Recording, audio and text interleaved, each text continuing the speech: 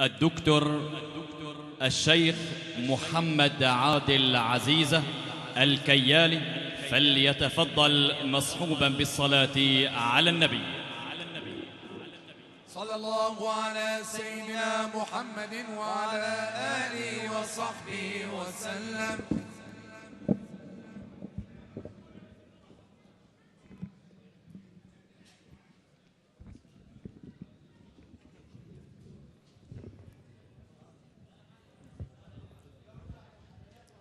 السلام عليكم ورحمة الله وبركاته. باسم ابن العم أبو محمد وأبناء الحاج محمد عزيزي، أرحب بكم أيها الحفل الكريم وأيها السادة الحضور. أحبابنا الكرام، يرجى الإنصات، جزاكم الله عنا كل خير، يرجى الإنصات. أيها الأحبة، حللتم أهلا ونزلتم سهلا. أنا قلت لابن عمي لما أراد أن يقدمني، قلت له ليس المقام مقام حديث، لأن الناس في حالة طرب، ولربما تطرب مع النغمة أكثر مما تطرب مع الكلمة، علما أن النغمة الصحيحة والكلمة المعبرة الموجهة تنبعان من مشكاة واحدة، فنعيش مع خطأ لغوي مكتوب على إحدى اللافتات بالرفاه والبنين. أولاً لغوياً هذه خطأ، وإنما يقال بالرفاء والبنين. بالرفاه أي من الرفاهية، والرفاهية أمر غير محبب للإسلام والدين، وإنما الرفاء هي المحبة بين الزوجين. وهذه الكلمة كلمة جاهلية، آخر من نطق بها من هذه الأمة السيدة خديجة رضي الله عنها، ثم بعد ذلك أزدل الستار عليها. فرسول الله صلى الله عليه وسلم لما دخل على خديجة وهي تجود بأنفاسها فقال: يا خديجة، هل تكرهين مما نزل بك من الموت؟ قالت: يا رسول الله، وهل أحد يكره القدوم على الله؟ فقال: يا خديجة، إذا أتيت ربك، وهي عبارة عن دخولها الجنة، فأقرئي ضراتك مني السلام. قالت: يا رسول الله، ومتى تزوجت وأنا زوجتك الأولى؟ فقال رسول الله صلى الله عليه وسلم: يا أخواننا اللي بيجي متأخر يسلم بس على أول واحد ويبرك، بس خلصنا بيكمل السلام. يعني الإخوة الذين يأتون الآن رجاءً، أنا إجا من عمي من الكويت والقارئ يقرأ ما سلمت عليه، قلت له لأني حرمة القرآن الكريم أعظم من حرمة ابن عمي. يكون أخونا الشيخ هاني وصل من الكويت البارحة، صح يا مولانا؟ ولذلك أحبابنا، حتى ما نقطع سلسلة الكلام، وأنا لا أطيل، يعني لست كالمشايخ التي لا تؤتمن، كما قال البعض: اثنان لا يؤتمنان على اثنين، لا تؤتمن امرأة على تليفون ولا شيخ على ميكروفون.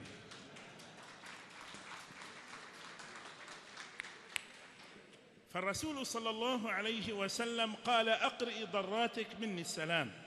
قالت: وما تتزوجت يا رسول الله؟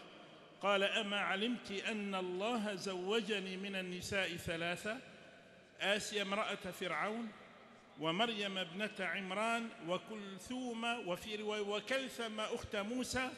فقالت خديجة رضي الله عنها: بالرفاء والبنين.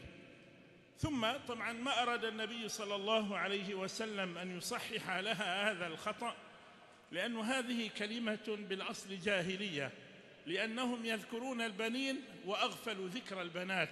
ثم قال عليه الصلاة والسلام: لا تقولوا بالرفاء والبنين، وإنما قولوا بارك الله لكما وبارك عليكما وجمع بينكما بخير.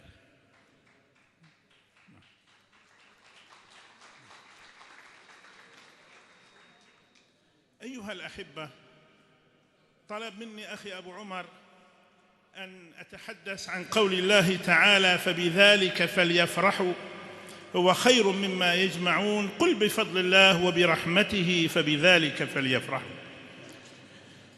أيها الأحبة، نحن فرحنا الآن بزواج أخينا وحبيبنا وابننا الشيخ عبد المعين، الذي أتمنى أن يكون إخوته جميعاً يحذون حذوه في حضور مجالس العلم، لأن الإنسان أيها الأحبة لا يكبر بماله، ومن كبر بماله اقتدى بقارون الذي كبر بماله فكانت النتيجة فخسفنا به وبداره الأرض، علماً أن زمار الحي لا يطرب وبنت الدار عورة، وهذا معروف يا مولانا. فأسأل الله أن يلهم إخوانه أن يحذوا حذو عبد المعين في حضورهم مجالس العلم، فما رأيته غاب عن مجلس علم أبدا، فهذا إن دل فإنما يدل على أننا نجتمع ونفرح بزواج شاب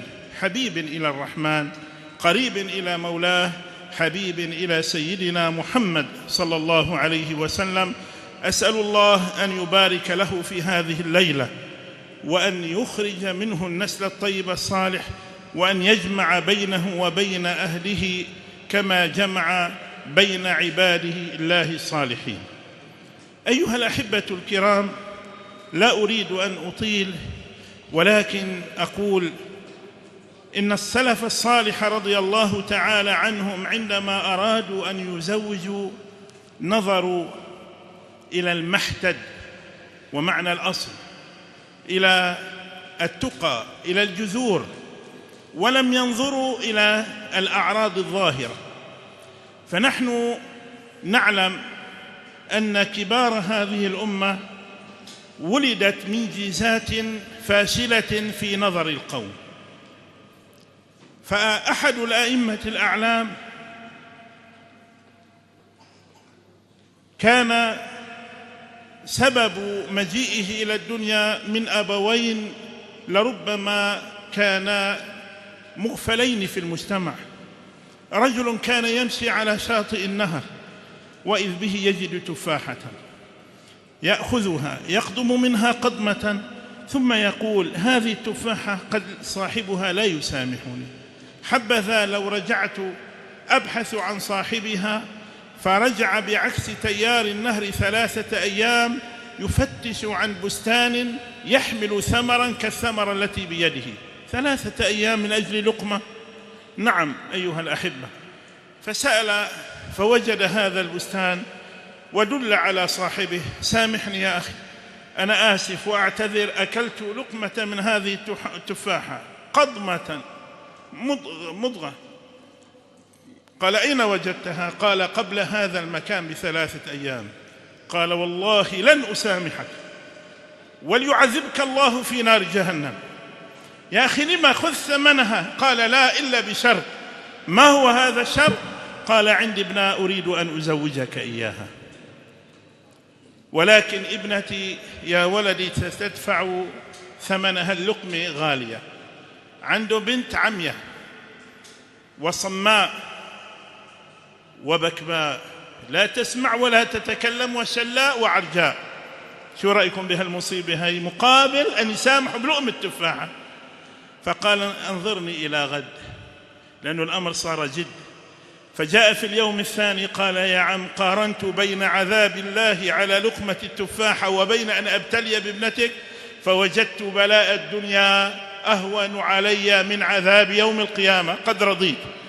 فدعا الناس وعقد العقد على هذا الرجل، ودخل على أهله يتصور أنه يراها في زنبيل أو في قف كما نقول، ولكن فتحت له الباب امرأة بارعة الجمال فتانة أسيلة الخد كما قال شاعرنا: وبيض بألحاظ العيون كأنما هززنا سيوفا واستللنا خناجرا، تصدين لي في منعرج اللوى فغادرن قلبي بالتصبر غادرا، سفرنا بدورا وانتقبنا أهلة ومسنا غصونا والتفتنا جآذرا وأطلعنا في الأجياد بالدر أنجما جعلنا لحبات القلوب ضرائرا.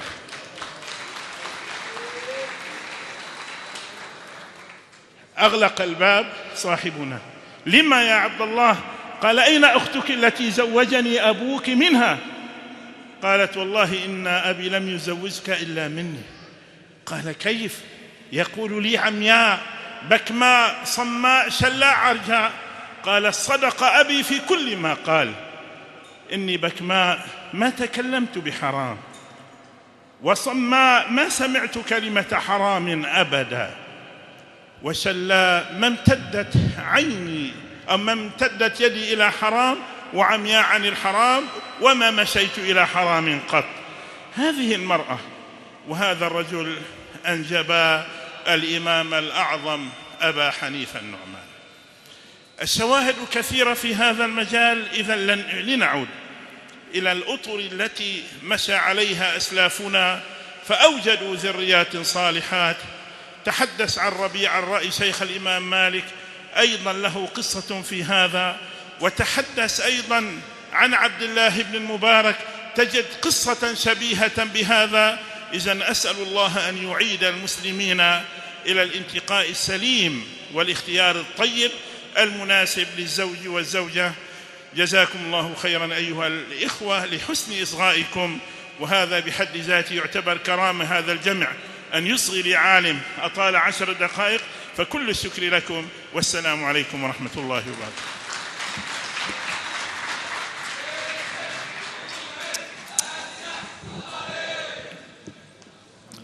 كل الشكر للدكتور فضيلة الشيخ محمد عادل عزيزة الكيالي على هذه الكلمة الطيبة المباركة. طبعا إمام وخطيب جامع السيدة نفيسة رضي الله عنها.